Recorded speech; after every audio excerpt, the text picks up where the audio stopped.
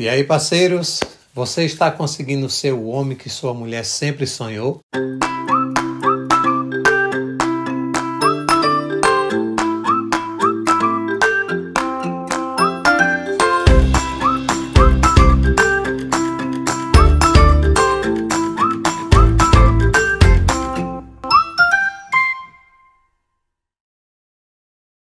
Então, desde sempre houve muitos desafios para o homem. O desafio da sua evolução, o seu social, o seu pessoal e o seu amadurecimento no decorrer do longo dos anos. Então, qual o posicionamento que nós devemos ter?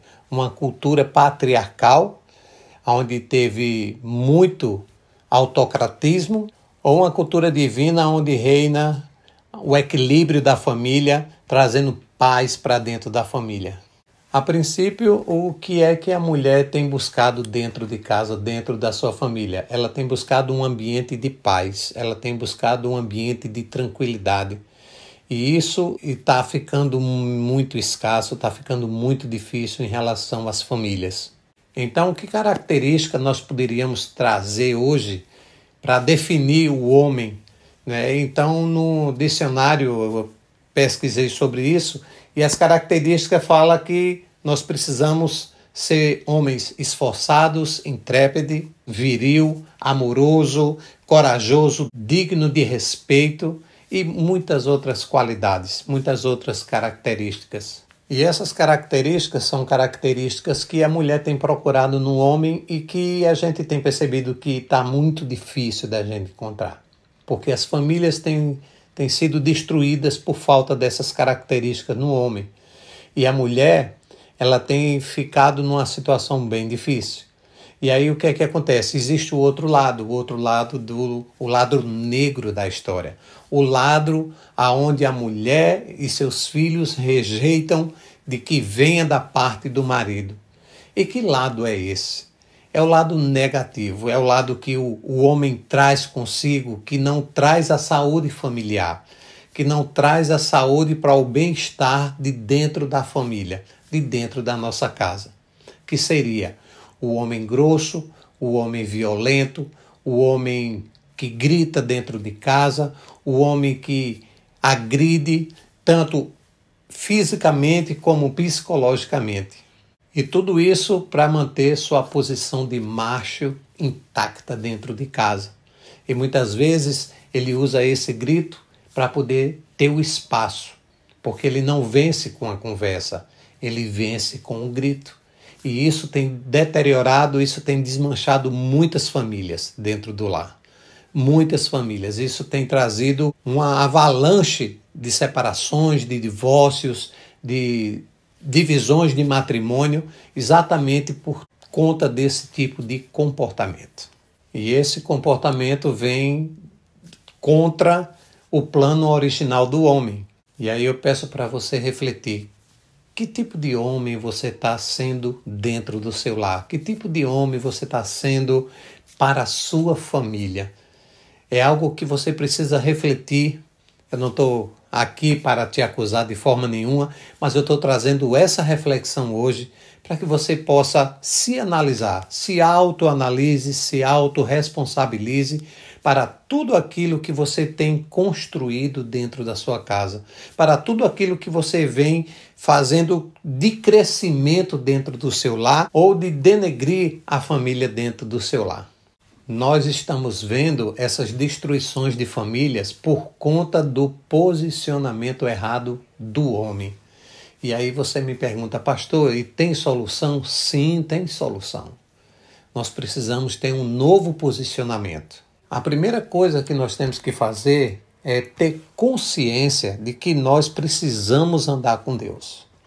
Porque sem andar com Deus, nós não conseguimos nos tornar verdadeiramente o homem que nós fomos criados para ser. Será se você tem sido um homem à luz da palavra? O que é que a Bíblia nos fala, o que é que a Bíblia nos ensina acerca desse assunto? Na passagem de Hebreus 13:4 fala assim: vós todos considerais o matrimônio com respeito e conservai o leito conjugal imaculado, porque Deus julgará os impuros e os adúlteros. Então, é uma passagem bíblica que fala muito, desde a antiguidade até hoje, vem se repetindo essas situações erradas dentro da família. E aí nós precisamos estar alerta com isso, porque a palavra é muito clara quando ela nos ensina o que não fazer e nos ensina o que fazer para que nós possamos ter um segmento correto com nossa família. Em Colossenses 3,19 fala assim: maridos, ame cada um a sua mulher e não a tratem com amargura. Então, o que é que nós vemos hoje na família? Muitas reclamações. Nos nossos atendimentos nós vemos que as famílias estão sendo destruídas por conta de conflitos conjugais. Muitas vezes a falta de sabedoria fica reinando dentro de casa. E muitas vezes nós usamos a força dos nossos braços para tentar resolver algo onde nós poderíamos colocar Deus, para trazer solução para dentro da nossa casa. Porque esse é o nosso alvo, é da gente ser o provedor, o sacerdote do lar e a gente colocar tudo conforme Deus tem nos ensinado na palavra. Possivelmente você pode ser um não cristão que esteja assistindo esse vídeo e aí nós precisamos saber como conduzir uma situação dessa. Quando você não tem Deus, quando você não está debaixo da vontade de Deus, quando você ainda está debaixo da sua própria vontade, você pode ter uma direção errônea, você pode ter uma vontade ou uma atitude diferente do que a palavra ensina e você pode estar simplesmente girando em torno de si para poder você conseguir algo que você não está conseguindo. Por quê? Porque você não tem um Deus que te ajude, que te direcione, que te mostre o caminho de uma felicidade dentro do lar. E para os cristãos, você que é cristão, que está me assistindo, você é conhecedor da palavra de Deus, você também precisa, se você estiver andando em um caminho que não está totalmente correto com a palavra, que você ainda não está sendo alinhado com a palavra dentro de casa, eu te convido a você voltar ao primeiro amor, eu te convido a você voltar ao princípio do amor que você teve com Deus. Aquele primeiro encontro que você teve, para que você possa alinhar a sua família. Porque muitas vezes nós esquecemos de como Deus nos ensina, esquecemos de ler a palavra, esquecemos de saber como é que faz o caminhar da família dentro do princípio de Deus. E que você possa ter um tempo com Deus, que você possa descobrir algo mais profundo dentro da palavra. Porque só através de Deus e da palavra que nós vamos ter algo mais profundo dentro do nosso conhecimento, dentro do que nós temos para ensinar as nossas famílias. E com isso eu quero deixar aqui para você 5 passos bem básicos, 5 passos que você e eu conseguimos fazer para que nós possamos alcançar essa benevolência. Porque através desses passos nós vamos conseguir nos manter como homens de Deus, como sacerdotes de um varão perfeito, onde nós podemos conduzir a nossa família e ser admirado por elas. Porque não é só a gente trazer o comando, a direção para a nossa família, mas nós precisamos também ser admirados por nossa família. Porque o primeiro passo é um homem que tem a sua crença em Deus. Nós precisamos crer em Deus. Isso vai fazer toda a diferença na nossa vida. O segundo passo que eu quero trazer para você se arrepender dos seus pecados. Eu me arrependi dos meus pecados. E isso trouxe uma diferença muito gigantesca na minha vida. A partir do momento que aquele homem que crê em Deus, que se arrepende dos seus pecados e crê na obra do Senhor, esse sim vai fazer uma grande diferença na sua caminhada. É você deixar o velho homem, as velhas atitudes, os velhos costumes para trás e você se tornar uma nova criatura. O terceiro passo que eu quero trazer para você aqui é o seu propósito e o seu chamado. Olha o que diz em Marcos 8,34. A negar a si mesmo, tomar sua cruz e seguir a Jesus. A partir desse momento, nós temos uma nova direção de vida. A partir desse momento, nós temos um rumo novo. E nós precisamos ter esse rumo novo para a nossa vida para poder a gente fazer tudo novo dentro do nosso coração.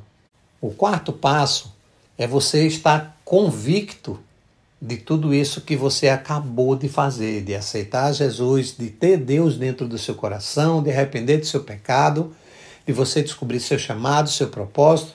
E agora nós vamos simplesmente estar convictos que nós somos o sal da terra e a luz do mundo. Embaixo desse chamado e do propósito, nós temos que ter essa certeza. Olha o que diz em Mateus 5,14. Não se pode esconder a cidade construída em cima do monte. O que é que quer dizer isso? Que a partir do momento que nós colocamos Deus no nosso coração, que nós trazemos essa luz para dentro de nós, essa luz não pode ser retida dentro do nosso coração. Nós precisamos simplesmente colocar essa luz em cima de outros seres humanos, de outras vidas que estão sem essa luz, que não estão sendo iluminados por Deus. Pessoas sem o conhecimento de Deus. E é para isso que nós fomos chamados. E o quinto passo, não muito mais importante do que os outros, é o passo do compromisso. Olha o que diz em João 17,4. Que eu te glorifiquei na terra, consumando a obra que me confiaste a fazer. Então Deus confia a obra dele nas nossas mãos aqui na terra. E nós precisamos fazer essa obra acontecer aqui na terra. E você me pergunta, pastor, que compromissos são esses? Então, esses compromissos eu quero te dar aqui. Primeiro, compromisso com Deus. Um compromisso de ter uma comunhão e de você levar vidas para Ele. Segundo compromisso é com você mesmo. É com você próprio. Porque você precisa ter um compromisso com você, de você ser fiel em tudo que você vai fazer. Essa fidelidade vai te dar uma conexão diretamente com Deus. O terceiro compromisso é com a sua família, né? Qual o compromisso, pastor, que eu tenho com a minha família? De você conduzir um presente muito precioso que Deus confiou a você, a sua esposa e filhos que você terá ou que você já tem dentro do seu lar. Essa família que vai te dar toda a base de você formar novas famílias, de você entender o núcleo familiar, que é o maior projeto do Senhor. O quarto compromisso é com o seu trabalho. Então, esse trabalho é de você ser aprovado não só na sua família, mas você também ser aprovado na sociedade, você ser aceito pela sociedade. Porque um homem sem trabalho, ele perde totalmente a sua identidade. E você precisa ter a sua identidade formada, você precisa ter a sua posição, o seu caráter, você precisa ter a sua dignidade para com a sua família, para com você mesmo. E o quinto compromisso que você deve ter é com a sua igreja. Por que compromisso com a igreja? Porque existe o seu ministério. A sua família é uma igreja que você toma conta. É a sua primeira igreja. Mas também tem a sua igreja da congregação. A Bíblia também fala que uma brasa fora do braseiro, ela logo se apaga.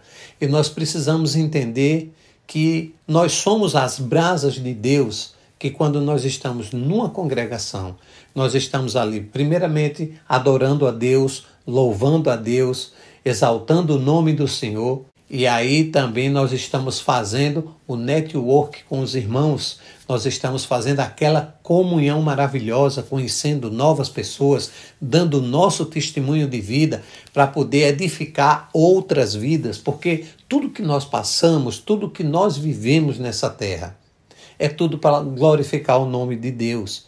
Porque em Romanos 8:28 fala que todas as coisas cooperam para o bem daqueles que amam a Deus. Então todas as coisas que a palavra fala, vai ser as coisas ruins que você passa, que eu passo, e também vai ser as coisas boas, para que nós possamos dar testemunhos das nossas passagens ruins e das nossas passagens boas. E você precisa entender isso dentro da sua vida. E aí você diz, por que, pastor, nós temos que ter que fazer isso? Porque olha o que é que diz em 1 Coríntios 6:20. Vocês foram comprados por alto preço, portanto, glorifiquem a Deus com o corpo de vocês. Então nós temos um objetivo de vida. Nós nascemos não só para crescer, sofrer e morrer, mas nós nascemos com um propósito de vida. Nós nascemos para algo que Deus nos confiou a dar o fôlego de vida em nós para que nós possamos fazer a sua obra. Deus fez um homem para um propósito e o diabo está distorcendo esse propósito dentro dos homens, dentro das famílias, porque esse é o objetivo dele.